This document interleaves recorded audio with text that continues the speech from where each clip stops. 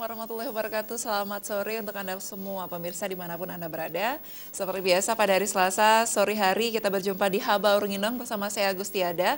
Dan sore kali ini kita akan membahas masalah tema yang sangat penting menurut saya.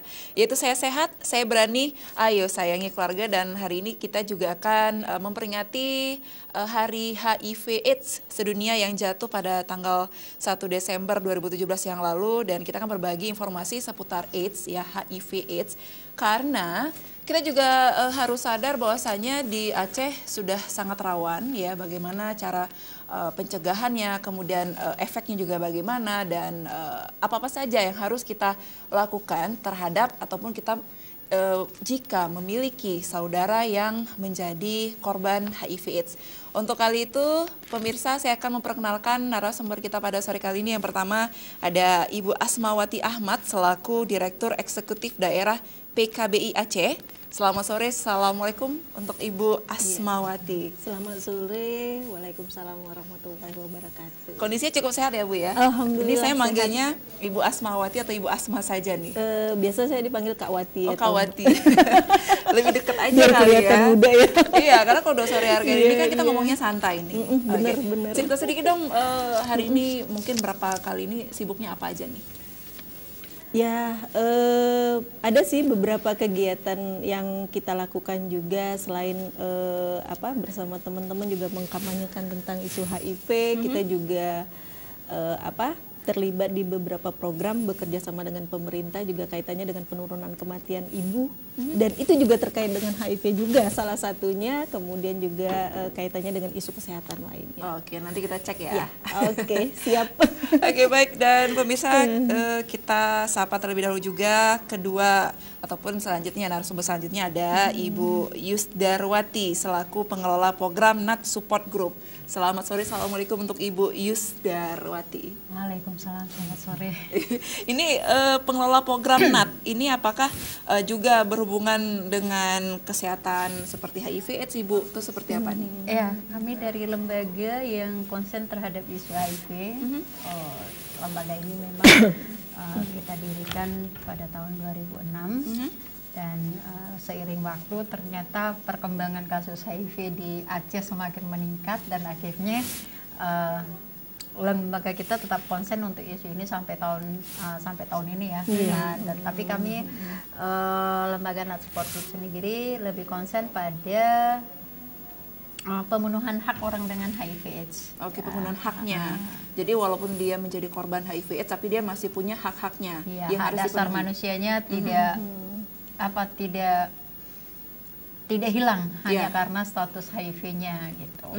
Tapi mungkin ini juga ya sedikit diralat ya kaitannya dengan bahasa korban. Itu sebenarnya bukan korban, jadi orang dengan HIV/AIDS aja. Oke, orang yang memang kebetulan ya. Oke, terpapar virus HIV. Tapi memang di Aceh ini tadi Ibu Yusdar kan mengatakan bahwasanya terus meningkat angka kasus tersebut. Tapi apa yang menyebabkan masih awam ataupun masih tabu untuk pengenalan ataupun penyebutan HIV/AIDS sendiri ya. Karena konteks masyarakat kita masih menganggap bahwa HIV ini selalu dikaitkan dengan perilaku. Jadi kalau udah kena HIV, sudah terinfeksi HIV, berarti latar belakang punya perilaku yang tidak bagus atau masih dikaitkan dengan moral seseorang gitu. Padahal secara kasus yang kita lihat, memang dari beberapa kasus yang kita temukan memang yang punya perilaku berisiko, tetapi kita juga tidak menutup mata saat ini banyak ibu rumah tangga di Aceh anak yang terinfeksi HIV dari ibu yang tidak tahu ternyata dia positif HIV gitu. Nah, ini yang kita sayangkan. Jadi beberapa kalau kita bilang sekarang ada ponci, misalnya populasi kunci yang memang punya perilaku, tetapi sekarang kategorinya justru ibu rumah tangga sudah masuk dalam kalangan ponci, rentan terinfeksi HIV. Jadi kasus ibu rumah tangga sebenarnya cukup tinggi juga di Indonesia ini.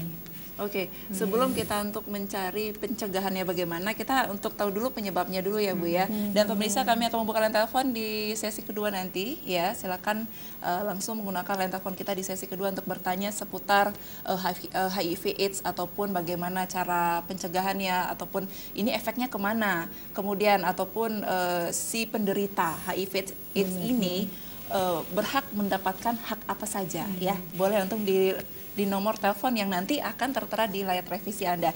Saya ke Ibu Asmawati dulu. Kak Asmawati. Apapun itu. Apapun itu. Oke, tadi kan Ibu Yusdar mengatakan bahwa ibu rumah tangga juga rentan sekarang. Ini kita tidak menutup mata bahwasanya ini masih berhubungan dengan perilaku seseorang. Tetapi untuk ibu rumah tangga ini, apa yang menyebabkan mereka menjadi terinfeksi HIV/AIDS ini? Ya, ini juga kaitannya dengan stigma yang berkembang di masyarakat. Jadi begitu ada ibu rumah tangga yang positif HIV, kemudian itu langsung stigmanya bahwa perilaku si ibu yang negatif dalam tanda kutip, bahwa misalnya berperilaku seksual yang bebas, atau kemudian juga tidak mengikuti norma-norma yang berkembang di masyarakat. Padahal konteksnya, kalau kita melihat dari angka kasus sekarang kan hingga Juli 2017 itu sekitar 574 kasus yang ada di Aceh. Nah, kalau kaitannya dengan persentase, memang masih lebih tinggi persentase laki-laki. Jadi sekitar 60-an, kemudian 40%-nya itu memang perempuan. Tapi kalau kita kaitkan dengan pertambahan angka berdasarkan jenis kelamin ini, pertambahan angka di perempuan itu relatif cenderung lebih tinggi, dan cenderung lebih tinggi itu adalah ibu dan anak. Nah, pada konteks ini, pada saat kita investigasi lebih lanjut bahwa mereka bukan kelompok perempuan yang berperilaku beresiko seperti yang selama ini distigmakan. Jadi mereka terpapar virus itu ternyata dari suaminya. Karena kan suami istri pastilah melakukan hubungan seksual kan. Betul. Nah, tapi kemudian apakah suaminya berperilaku yang di luar konteks tadi? Nah, ini yang kadang sering diabaikan. Jadi selalu ibunya yang terstigma, selalu ibunya yang kemudian terdiskriminasi, selalu ibunya yang terpinggirkan. Plus kemudian pada saat anak yang dilahirkan juga positif, anaknya juga akan mendapat diskriminasi yang sama.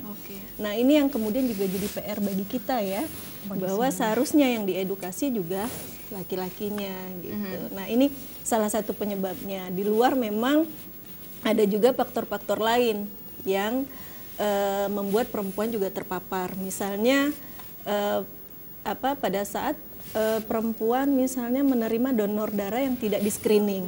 Tapi alhamdulillah sih sekarang untuk konteks di Aceh itu screening hepatitis, screening HIV, screening TB itu luar biasa ketatnya.